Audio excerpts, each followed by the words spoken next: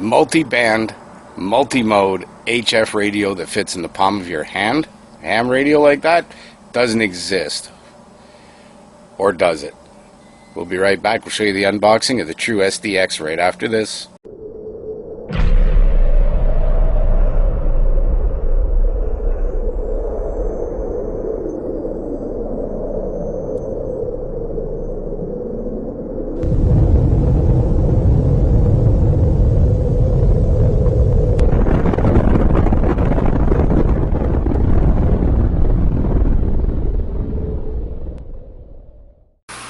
Alright, so here it is. It came in the mail today. Let's check this out. Yeah, this blue tape here, that's here because I just wanted to cover up my name, address, phone number, all the personal details there for the video. But yeah, here it is. There's the TRU SDX, the size of the box it comes in. Barely bigger than a small person's hand. Believe me, my hand's pretty small, so this is not a huge box. Let's dig in. This came in about a week's time, actually. It's pretty quick coming from China. Of course, it was bought on eBay from one of the vendors that is approved by DL2 Man, the face of the two-person team that developed this. And let's check it out. Alright, well, wrapping wise, this is interesting. Hey, it comes with a power cord. I'm assuming this is going to fit the power input. Where are we here? There we are. I'm assuming this end is going to fit the power input, and here's your positive and negative leads on the other end. That's kind of cool. I did not expect that. Pull it out. Nicely bubble wrapped. I mean, nothing can get to this thing. It just bounces. So, packaging is pretty good on this, I would have to say.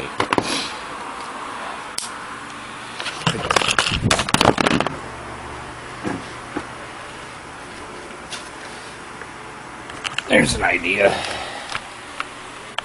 Let's drop our camera and break the tripod. That was awesome. This is going to be fun now, trying to do this one-handed. There it is. Let's just push it. Hold it under an arm and grab it out. Alright, this is not going to work. Hold on, folks. I will be right back with some sort of tripod idea. Okay, so here we are. We're back with it. And, yeah, I had to grab the tripod off of my spotting scope.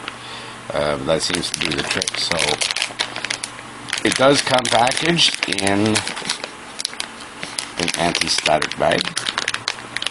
This actually looks good enough that it might actually work for EMP protection. And here comes the radio.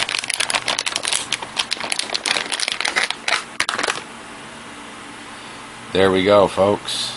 Where is it? Get it in frame because I'm watching upside down. That's the radio.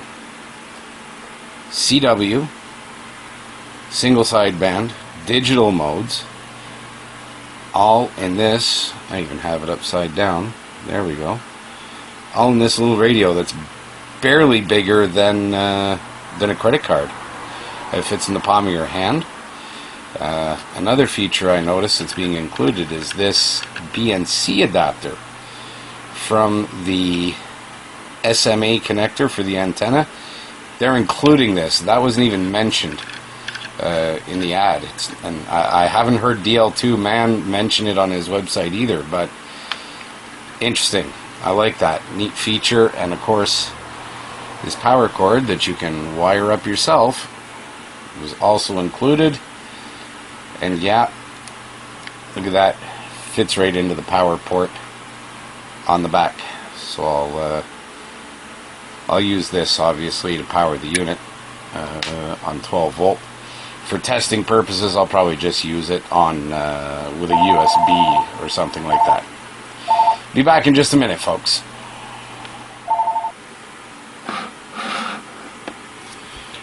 Okay, So yeah, I hate scam calls. That's what that was. Sorry for that. Alright, we've set up here with a 5-volt source. It's a USB micro. Plugs right into the port right there. We're going to plug that in, power it up, and see if we're good to go. And there it is. It lights up right away. Get a bit of a squelch there. I don't know what's going on. Interesting. Bit of a squeal to it.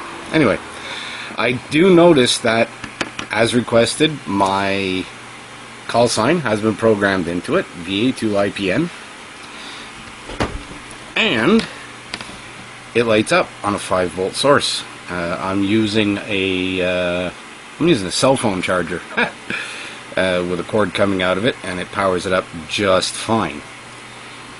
What I'm hoping for, and we'll see if that's actually going to be possible later on, once I get one of these charges. One of these little cheap, like $4 at the dollar store. This one happens to be from the Credit Unions of Ontario. It's a gitch item that was given to us at a trade show we were at.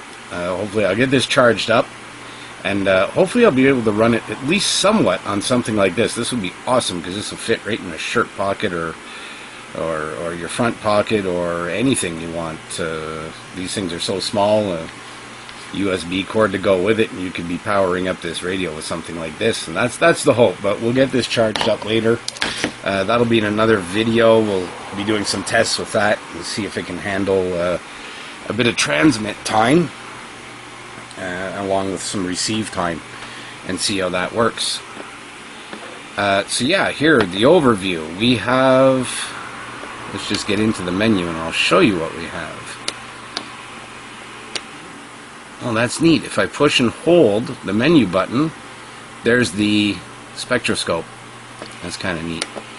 Anyway, okay, volume, mode, filter, band. Here we go. So let's choose that.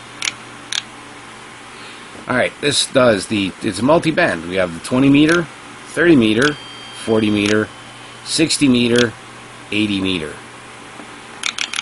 Again, 20, 30, 40, 60, 80. 5 bands, all mode. This does upper sideband, lower sideband. You can do CW Morse with this. You can do digital with this. And I'm going to be testing that out a little bit later when I get it running a little bit. I'm going to hook it up to the computer by USB cable, because apparently that can be done now. There's no more need for some kind of digital interface to go onto your computer and use digital modes. It can be done right through the micro USB port on the side of it. But isn't this incredible? Look at the size of this. It's, a lot of people say it's comparable to a business card. I don't know. I don't think I have a business card handy to show you, but it's just a little bit bigger than a business card. Width and lengthwise, height-wise, you can see a little bit more than a thumb width. This will easily fit in a shirt pocket. It'll fit in cargo pants pocket. It'll fit in any size, really, of kit bag that you have, along with the antenna that I'm going to be using.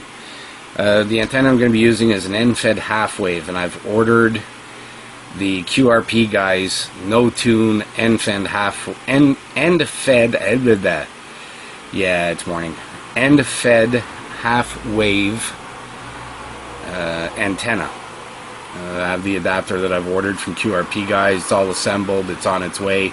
When it comes in, I'll put a wire on the end of it, and we'll see how this thing works. But as for part 2, here it is. It's really pretty lightweight for its size too. Compared to the rig that I sold to be able to switch to this one, which was a big Yaesu mains powered rig, FT767GX, that had to weigh 50-60 pounds. This thing, probably a little over a pound. I don't exactly know what the weight is, but it's compared to any other HF radio that you're going to get be it plug-in, be it field usable, be it whatever. This thing rocks weight-wise. We have an audio output, we have a mic input. That'll get wired up. I'll probably do something to an old Baofeng speaker mic that I have and see if I can get that adapted and working for there. Menu button, enter button, change bands right here. There. Put it on the 40 because that's probably where I'm going to use it for NVIS. And we'll be doing some tests, hopefully, with a gang of some other preppers in Eastern Ontario. I'm kind of in Western Quebec, so I'm hoping NVIS will reach. There's a QRP model, so 5, 6, 7 watts out. On NVIS, let's see how that works when we get to doing some testing. But here it is. That's the unboxing. That's the original, the actual power-up, the initial power-up. And it's great. Again, comes with the SMA to BNC adapter for the antenna. Comes with this power cord for it. That was a nice surprise I wasn't expecting. So 2 nice surprises coming out of this, and it seems to power up. It's been programmed with my call sign. Everything is great. Yeah, we'll play around with this. We'll see what we can get. 7.031. That's an interesting frequency it just set to. I'll explain later in in a further video on this. In the meantime, be prepared, Canada. It's a tough world out there.